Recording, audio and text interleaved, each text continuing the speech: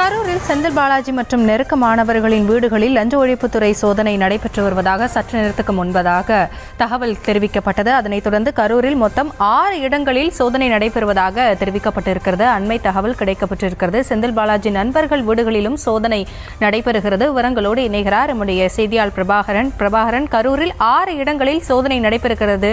எந்தெந்த இடங்களில் யாருடைய இல்லங்களில் சோதனையானது நடைபெறுகிறது? முழு விவரங்கள் என்ன?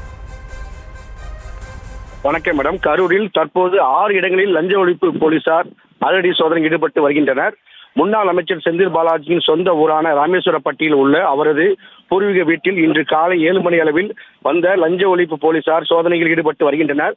அவரது பெற்றோரிடம் விசாரணை நடத்தி வருகின்றனர்.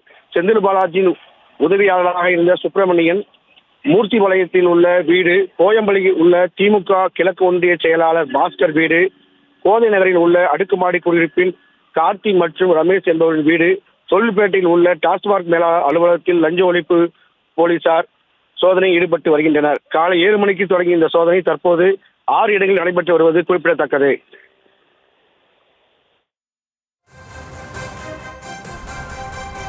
கரூரில் 6 இடங்களில் சோதனை நடைபெற்று வருவதாக அண்மை தகவல் கிடைக்கப்பட்டிருக்கிறது. செந்தில் பாலாஜி மற்றும் அவருடைய நெருக்கமானவர்களின் வீடுகளில் சோதனை நடைபெறுகிறது. விவரங்களை வழங்கியமைக்கு நன்றி பிரபாகர்.